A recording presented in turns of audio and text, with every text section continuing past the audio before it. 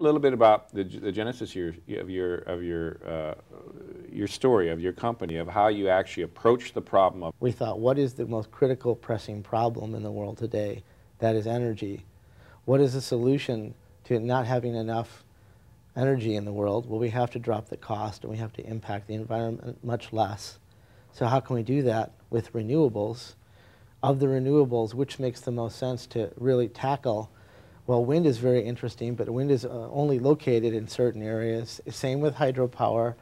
Biomass uses too much land to be effective. And so solar seemed like a very interesting possibility from the landmass argument if we could have efficient solar. So the question is, why in the past 35 years did the solar industry not really thrive? It's been living on volatile, occasional subsidies at a state level and at the federal level over that time.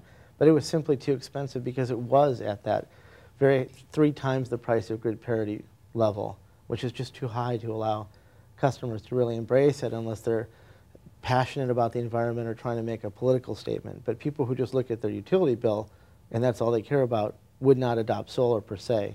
So the idea was then, how could we drive the cost of solar down?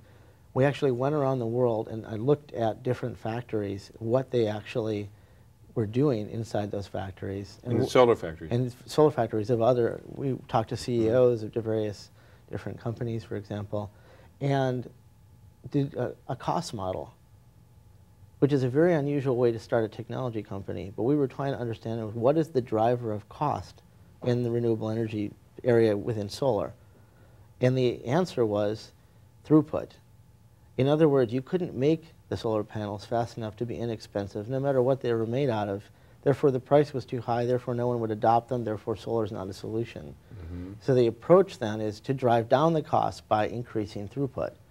So what throughput meaning manufacturing throughput, how many you can produce units in any given period hour. of time, exactly. Yeah. And you want that to be as fast as possible. So then looking at manufacturing paradigms, again, not even thinking about the technology, what is the fastest manufacturing paradigm? And the answer is printing.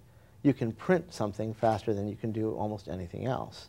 High-speed presses print enormous areas in short periods of time with very high precision as well.